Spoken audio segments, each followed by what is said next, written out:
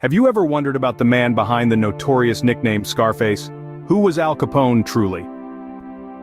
Our story begins in the bustling borough of Brooklyn, New York. Born to Italian immigrants in 1899, Alphonse Gabriel Capone was the fourth of 9 children.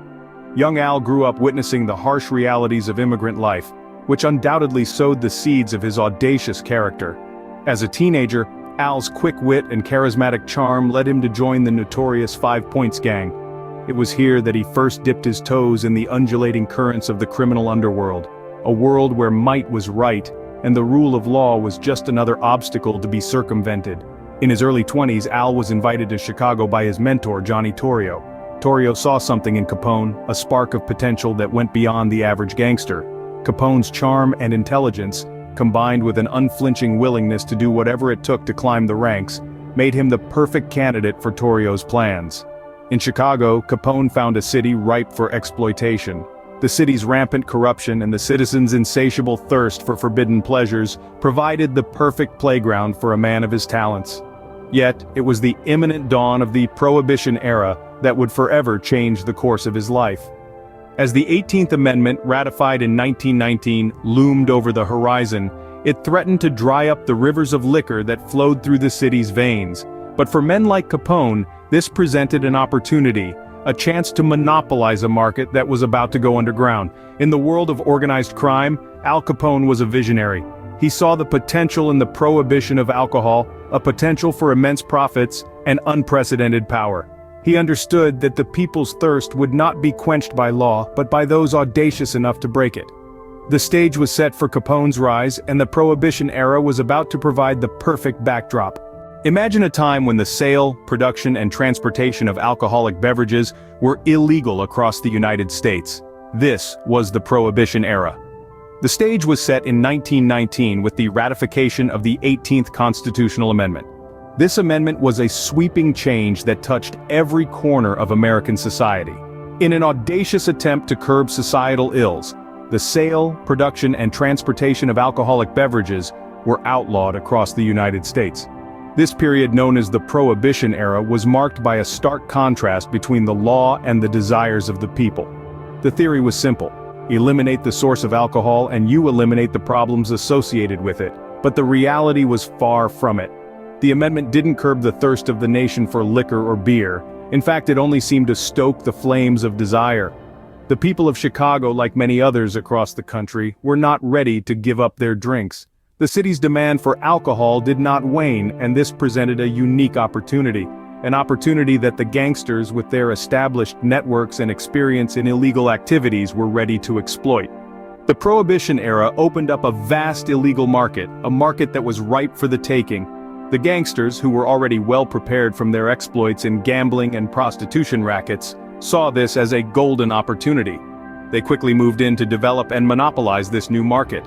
They began producing and distributing alcohol, filling the void left by the legal breweries and distilleries. This was a time when the law and societal desires were at odds with each other. The thirst for alcohol was high, but the law forbade it. It was in this climate of illegality and desire that a certain Al Capone found his golden opportunity. The Prohibition era was the perfect stage for Capone to rise and shine, and he seized this opportunity with both hands. In this climate of illegality and desire, Capone found his golden opportunity. How does a man rise from the obscurity of Brooklyn streets to become one of the most feared figures in American history? This is the story of Al Capone's ascent to power. In the early 20s, Capone arrived in Chicago, a city already brimming with opportunity and corruption. He was brought in by his old friend Johnny Torrio, a major player in the city's criminal underworld. Torrio saw something in Capone: a ruthless ambition, a cunning mind perhaps, or a brutal determination. Either way, he was right. Chicago at that time was a city in the throes of Prohibition.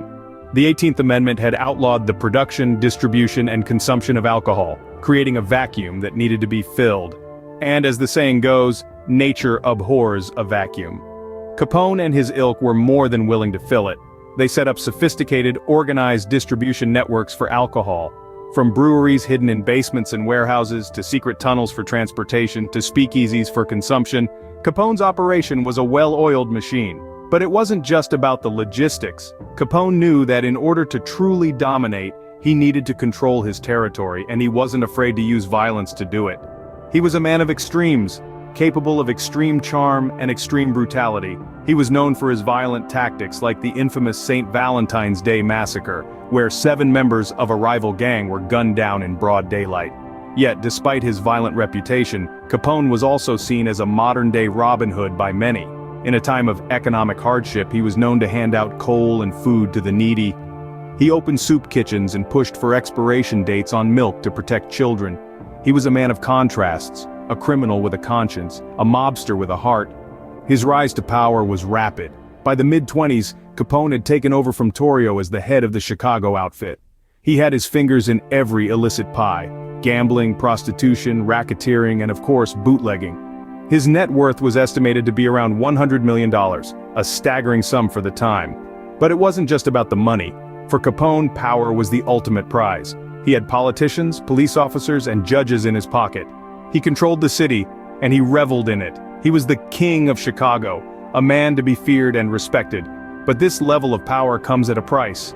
Capone was a marked man. His lifestyle, his public flaunting of the law, his very existence were a challenge to the authorities. He was a symbol of the corruption and lawlessness of the era, and he became a target. But with power and infamy came the sights of the law. The reign of Capone was not to last forever. His downfall was as swift as his rise. As the 1920s roared on, law enforcement began to cast a more focused eye on Capone and his operations. Despite his numerous violent crimes and notorious reputation, it was not murder or racketeering charges that would lead to his downfall, but tax evasion. In 1931, the federal government managed to build a case against Capone for income tax evasion. It was a seemingly mundane charge for such a notorious figure, but it was effective.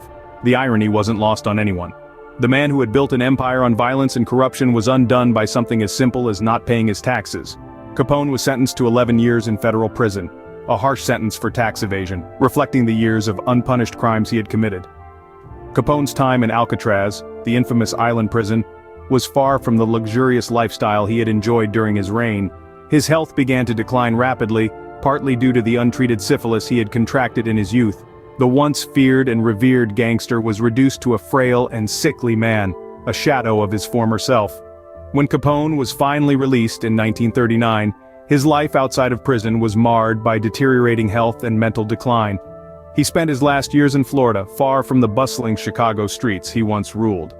By the time of his death in 1947, the name Al Capone was synonymous with the brutal and violent excesses of the Prohibition era. Capone's downfall serves as a stark contrast to his meteoric rise. The man who once had Chicago in the palm of his hand ended his days as a broken and forgotten figure, a testament to the fleeting nature of power obtained through illicit means. Capone's story serves as a powerful reminder of the rise and fall that often accompanies unchecked power and greed. What legacy did Al Capone and the Prohibition era leave behind? The impact of Capone and the Prohibition Mafia on American culture and society is undeniable. Al Capone, with his larger-than-life personality and notorious exploits, came to symbolize the lawlessness of the Prohibition era. His legacy, intertwined with that of the Prohibition Mafia, has been glamorized in media, turning gangsters into anti-heroes of sorts. The Roaring Twenties, speakeasies, jazz, flappers, and bootleggers have become iconic images, romanticized in films, literature, and popular culture. Yet, beneath this veneer of excitement and rebellion, we find a society grappling with crime, corruption, and violence. The lessons learned from the Prohibition era continue to resonate today. The attempt to enforce moral behavior through legislation backfired spectacularly, leading instead to the rise of organized crime and the erosion of public trust in law enforcement. Capone's story, intertwined with the Prohibition era, continues to fascinate us, offering a glimpse into a time of speakeasies, bootleggers, and the allure of the forbidden.